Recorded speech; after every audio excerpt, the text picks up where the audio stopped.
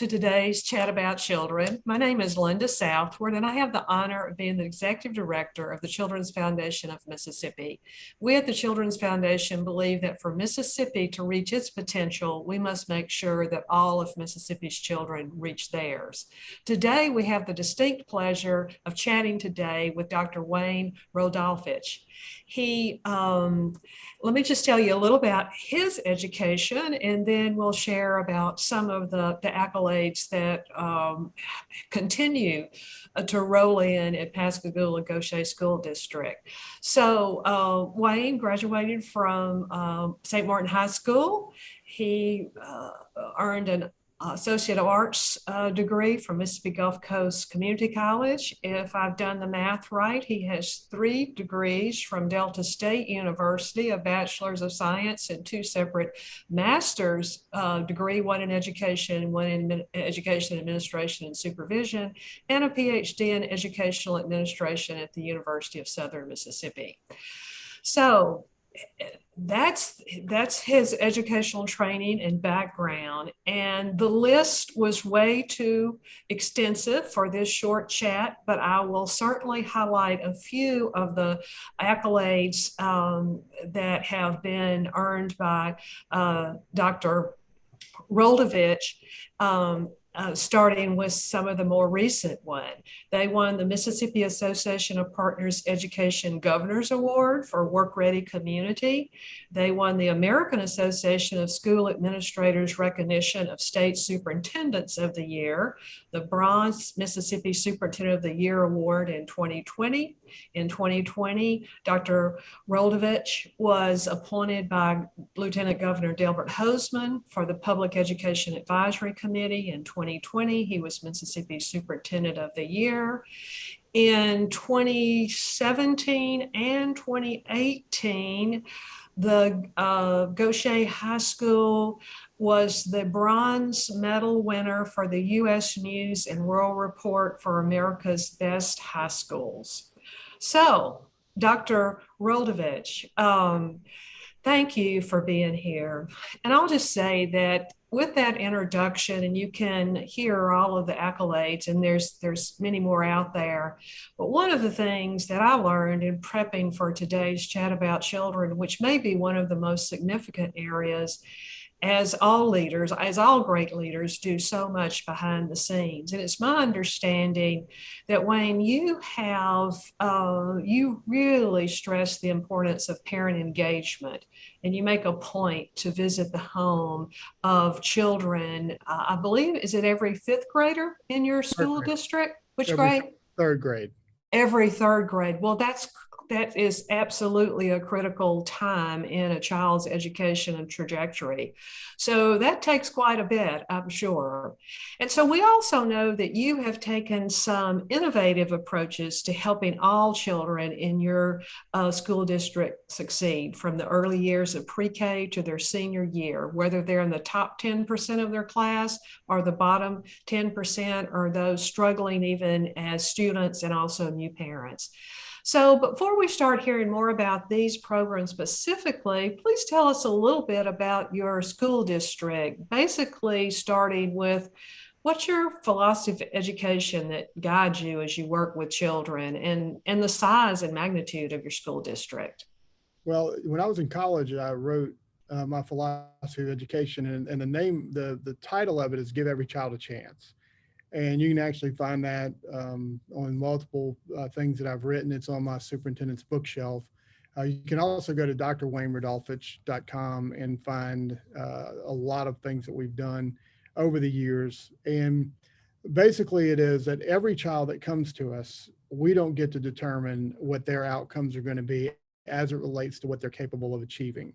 Because I've seen young people who aren't on the dean's list or on the top of their class that have achieved great things in life and become very accomplished in different fields. And that's one of the reasons that we've expanded our career academy so much in the school district, because right now we probably have more offerings than any other district in the state whenever it comes to pathways for children. A few of those notable offerings are we've created the first unmanned aerial systems for the state of Mississippi for our students. We created the Seal of Biliteracy for the state of Mississippi. right on the outset. We have a child who is a national award winner for computer technology. So there's a lot of different pathways that we're working on, but we're also working with the adult population and the very early childhood population. And so when we talk about, going to homes, I actually deliver a book to every third grader because that's the year of the third grade reading gate. And we try to emphasize reading during that period of time. Now, this year I've had a difficult time getting out to be able to do that. But in previous years, up to date, I've done 2012 home visits where I go to the home, deliver a book, ask the parent what else we can do as a school district to help their child. Never tell the parent that they're not doing what they're supposed to do. We ask them what else we can do to encourage them. And it's been a really good opportunity. I think we reach about 70 of the parents that are at home whenever we actually go to the homes. But for those who aren't home, I use my personal cell phone, call them from their front door and let them know why I'm there and what I'm leaving for them. And there's also a packet of information from the Mississippi Department of Education to also help them with resources and things that they can utilize to help their children to become more literate. That's tremendous. And I noticed how you switched from what you were doing as a school to really focusing on the parents and the children, as we just talked about that. And it sounds like that's a really good foundational piece for creating partnerships with the families through reading and helping the children then advance to reach their potential. So what are some of the programs that you're most proud of during your tenure with the Pascagoula Gaucher School District? Well, I think when we created our own locally funded pre-kindergarten classes was one of the big milestones for us. We started with 4, we now have 6, but we also opened the door for our local daycares to bring their 4-year-olds to our Family Interactive Center. And we actually have a bus that has seatbelts on them that we pick the children up, bring them to the school's Aaron Jones Family Interactive Center. I have a very accomplished early childhood specialist who runs that center. She actually has classes with the students 1 or 2 days a month and their teachers so they can learn developmentally where they need to be whenever they start school. The same center, the Family Interactive Center, we created what's called a Super Saturday. And we've had over 50,000 people attend our Super Saturdays. And myself and my leadership team and my principals all volunteer. We typically do 6 a year. During COVID, we had to cut that back, and we have yet to do one this year. But basically, we greet every parent that comes through the door with their child, and the Family Interactive Center is 17 themed rooms, and we'll have as many as 1,000 people come through in a 3-hour time period. So it provides us a great opportunity to interact with parents, get to know parents, and let them know, who we are and what our focus is on. And that's that dedicated time on weekends to be able to help our children. And that's just such a tremendous center. I had the opportunity, as we have, as you know, visit there with Cindy Walker, who works and does some consulting work with the Children's Foundation. It's absolutely fabulous, and it's open to everyone in the community, right? It is. It's actually open every day of the week during school. We just reopened it after this latest bout with COVID, but we just reopened it. And so families can come, and it's not just limited to the Pascagoula Gaucher School District children. Anyone from anywhere on the Mississippi Gulf Coast can come. They have to follow the rules that we have in place. Parents have to attend with their children, and it's all about learning, but you're not actually in a formal setting for learning. You're in a play setting where you just happen to learn, and a lot is career-based in that center. And play is the work of the child, as we know, especially the very young children, and to be able to have that sort of serve in return and create that positive interaction between parents and their children, and between teachers and parents and their children, that's just tremendous. So when you take a look, what programs do you believe have shown the greatest growth of students that are involved in these programs? Well, I think our pre-K has really helped us foundationally with our students, but we also do some interactive programs like at the upper elementary or academy level is what we call it. We do a wetlands day, which is called My Two Boots. And we actually have every one of our 5th graders go through, or 6th graders go through this process of all these stations that are out in our wetlands. And we have the Mississippi Department of Marine Resources. We have multiple colleges and universities, and they all set up different areas. And so children are learning about all these different things that they can do, occupations within that field of wetlands, because we live in the wetlands. I mean, Goche, they call it the swamp where we are. And so they get to interact with different species of animals and learn about habitats. And the whole thing, everything we do is centered around expanding vocabulary, all the way back to our early childhood center that we have. It's all about, expanding vocabulary. Our Excel by Five program has been tremendous for us. We're the first Excel by Five community on the Mississippi Gulf Coast. Through that, we have the Dolly Parton Library. So every child now that is born in Goche or Pascagoula, Mississippi, receives a book once a month until they're 5 years old. So by the time they're 5 years old, they have a library of 60 books in their homes. And we know that having a print-rich environment is very helpful for our children who are beginning school. We also have the first bilingual library in the state of Mississippi, and we received that through a $25,000 grant from State Farm. So that's also part of it. And we also have a toy library, which mostly is provided by Chevron Refinery, but parents are able to come in and pick up educational toys, check them out, and let their children play with them, and then they bring them back in and swap them out for other educational toys.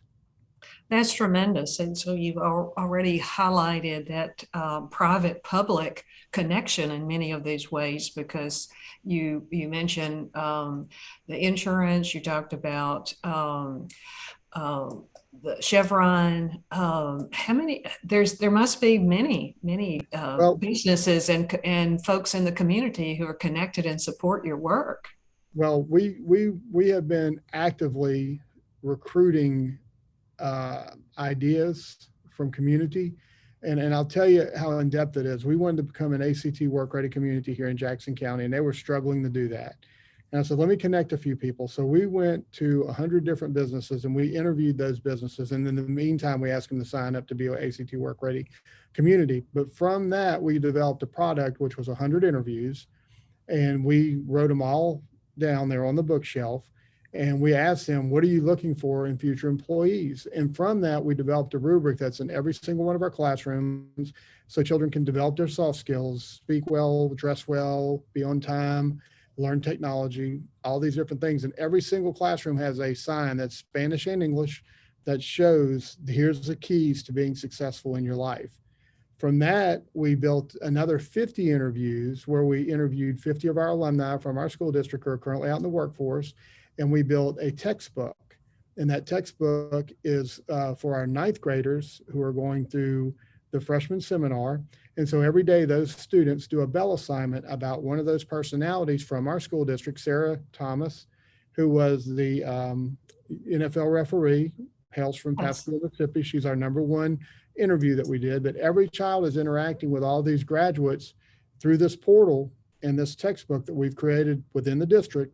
And we all did the interviews. It took us about 3 hours per person to do the interviews. And we developed that so every freshman seminar student has exposure to those folks, and they actually read and react to what they have. And then they build a product at the end of that 9 weeks of what they're going to be whenever they grow up. So it's just all about trying to create the best opportunity for young people and showing them, giving them a plan for how to be successful when they get out of here, as opposed to just the 2-dimensional sit and get in a classroom. That's tremendous. And you mentioned alumni. So there's an identification of someone from their particular area and where they live, that it's not just someone outside of their community that they may aspire to learn from, but to interact. So it's individuals who have been in the community and now are giving back through some of their informal and maybe formal mentorship. Yeah, and those students actually sat in the same classrooms that these students are sitting in now, and they talk about the trials, tribulations, the challenges that they had. But I can tell you, through all the interviews that we have performed, the #1 thing that the young people who are very successful within these interviews have told us is they like their tough teachers. They wanted teachers who wanted to hold them accountable and didn't take excuses, because the world doesn't give you those opportunities, and so they've learned a lot about maturing over the years. Because when you're a teenager, everything, why me? Why are you doing this to me? And you start to learn that once you get beyond high school, and that's the difficult thing about being a superintendent. For 17 years, I've watched students walk across the football field to get their diploma, and I've seen a look in some students' eyes like, I have no idea what my next step is going to be.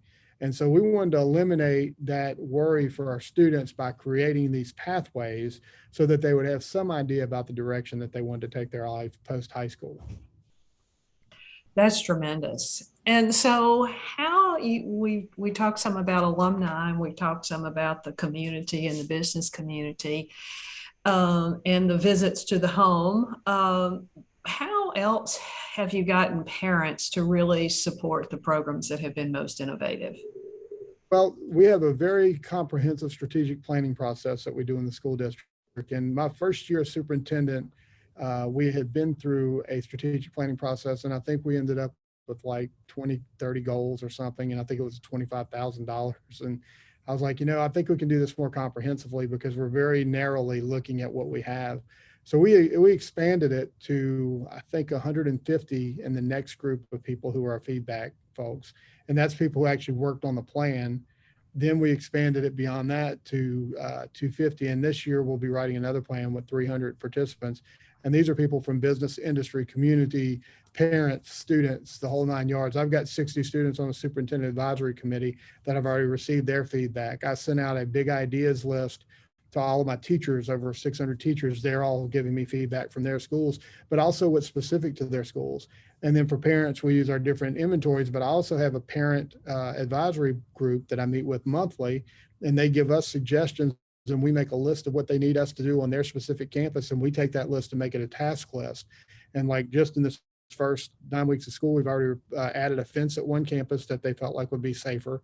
We've added a sidewalk that would make things more convenient for our custodians so that they could more easily clean the schools. And so, and these are all ideas coming from parents. They talk to us about concerns. Of course, during COVID, you have to get feedback about homecoming dances and why can't we have one, or how can we have one? And we've always tried to figure out how we can do things even though we're in the middle of COVID.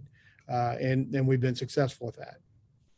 Well, and I would think with having input from custodial staff, from parents, from teachers, students, et cetera, and then people are seeing results. And you really are what's that phrase, walking the walk instead of just talking the talk that we've heard through the years. So that's really great. Also, in looking up some of when you began, because it wasn't easy, as I understand, when you became superintendent of the Pascagoula Gaucher School District. That was August the 1st of 2005. 29 days later, Hurricane Katrina came in and devastated so many of the communities. And this was part of the quote that I saw. Like many people, you lost everything you owned that day, but you had a responsibility to your students and teachers. And you knew that getting school open again was key to the recovery in our area. And you also said somewhere along the line that experience has taught you that adversity is inevitable, but within each maelstrom, there lie opportunities to innovate and improve, and that adversity is and can be opportunity. So we've been hearing some specific things that you've mentioned today. And thankfully, Hurricane Katrina hasn't hit communities across the state like it did the Gulf Coast and New Orleans, et cetera. But there's other types of things. We talked about the pandemic and COVID. So there's challenges out there. But I'm wondering what would be the advice you would give to other communities that are facing their own sets of challenges, and challenges that maybe you have been able to work through with your team there? Well, I think that even with every event, there's an opportunity, just like the quote says. And, here's where we're really getting a bad situation. When we start identifying what is my job and what isn't my job, because the job is determined by the task at hand, and many hands make light work. So one of the things that I've always tried to do, and it goes all the way back to Hurricane Katrina, it's kind of a graphic story, but when we first recovered from Hurricane Katrina, the Red Cross had used one of our buildings, and there wasn't water or power. So you can imagine what the bathrooms look like. And upon going to the campus and seeing what had happened, I told my principals, well, let's get some boots on and let's put on some of these suits because no one should have to go into this bathroom and deal with this specifically. So we're going to rotate people in and out till we get these bathrooms cleaned out. And every one of my principals did exactly what I asked them to do. I went in first to do that as well. We had $27 million worth of damage, a $1 million insurance policy. We learned how to write federal grants in a hurry, ended up writing the second highest amount of grants on the Gulf Coast during Hurricane Katrina. To date, we've been able to complete about $125 million of renovations and upgrades during that time. Just like with technology, I mean, we've dealt with this distance learning. And you said earlier about what is one of the programs that you guys have started. Well, our technology department created a tech camp for teachers in 2015 when Dr. Belk and I were here. Dr. Belk and I wanted to figure out how can we train other people with our technology expertise in the Pascagoula School District. So we decided to open up to let anyone come from anywhere in the state, and we would provide the training for free, have vendors provide the meals, and they only had to pay for their transportation and lodging for that night. Well, whenever we had the pandemic, we couldn't do that anymore. So I went to my new director and I said, how are we going to manage tech camp for teachers? And she says, well, we're going to try an online version of it. Well, our very first one, we had the very first meeting that we had over 2,200 people sign up for it, for virtual tech camp for teachers. And we had to shut it down because we didn't know if we could handle that capacity. By the end of this year, we ended up having 5 days of tech camp for teachers virtually. We ended up having over 5,000 people participate. There were 90 sessions, 45 volunteers, and we did every bit of it for free. And so it was an innovation we created without spending any money, and it was facilitated by 3 people in my technology department. So you look at those opportunities and you say, well, how can we make Mississippi more efficient? That's one example of making it more efficient. But going back to that, one of the key issues we had in 2005 was we did not have appropriate bandwidth for the district. We had 45 megabits of bandwidth.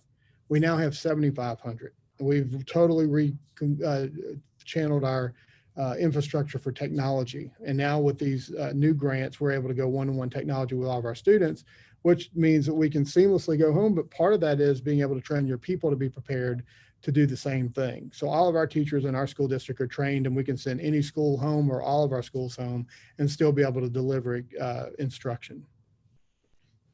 Well, I certainly hear the enthusiasm. I hear the hard work and the dedication, not only of you, but of your whole team there. And when you think about 16 years ago, Hurricane Katrina hitting the Gulf Coast, and then what has been transformative in your school district and other places across the coast, and having the bandwidth being built up over time certainly must have been tremendous as the pandemic, COVID-19 began, no doubt. So what do you think the future holds for education in your school district? I think that because we now have the bandwidth in place, we have the technology in place, I think that there's a way that if we work together that we can figure out, number one, how to train people across the state in multiple disciplines. You don't have to limit it to that. Matter of fact, I was on the phone the other day with Lance Evans from New Albany and Chad Shealy from Vicksburg Warren, and we were actually on a Zoom call. And I was explaining to them how, we could actually connect all of our vocational centers across the state of Mississippi in the same format that we're doing right now and share great ideas. I'm currently working with the Mississippi Association of School Superintendents. I'm a board member there on building a huge bank for any superintendent to go into and look at the work that's being done in other districts with examples of how to do it. Because I think you can create a tremendous synergy in the state of Mississippi and really advance districts. And when you talk about funding, well, you can eliminate the issue of having to find funding if you provide these resources that are created within districts, and then people don't have to go out and hire someone to show them how to do something. They can look at a practitioner that's already doing it. So I think that technology opens tremendous doorways.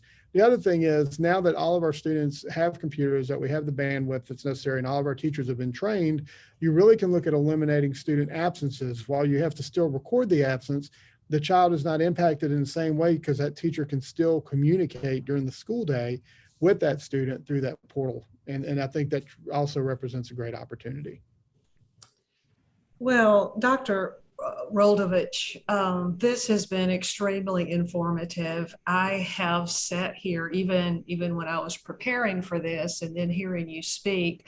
I'm not sure that you sleep much, but you obviously get a tremendous amount of work done, and by leading your team and being an example of that, and hearing and lifting up the voices for individuals all across the community, public, private, parent, teacher, student, etc.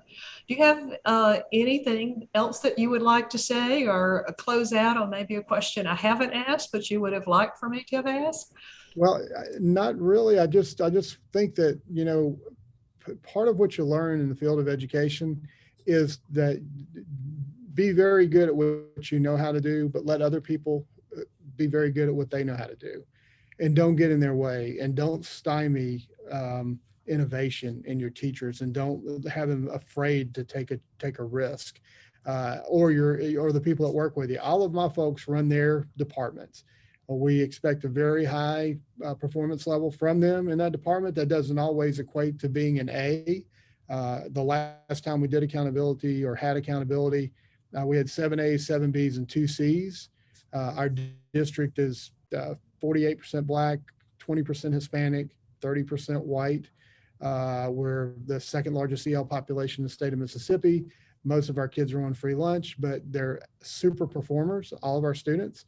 And, equity is a big thing. Social emotional health is a big thing. And I think that if I could say one thing, that if you go to our pgsd.ms website and you look at our social emotional component, that we really worked on mental health and whole child, and have some excellent people who do that.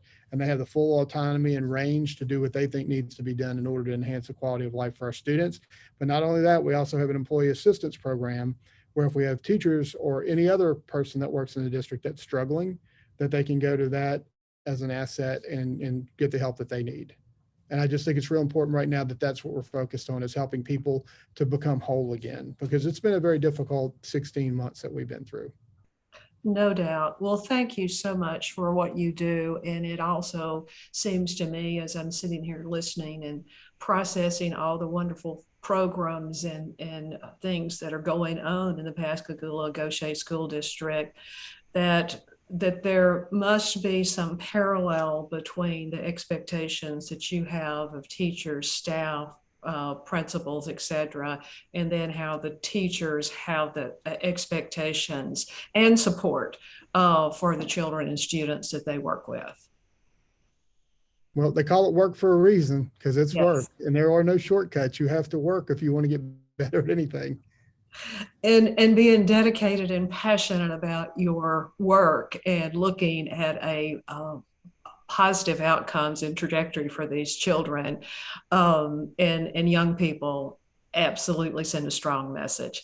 So thank you so much for your time, Dr. Wayne Rodolfich. We appreciate you spending some time with us today on the Chat About Children. There will be information on the video series about so many of the programs and references to your website. So thank you so much. Well, thank you for letting me participate. I really enjoy it. Thank you. Okay.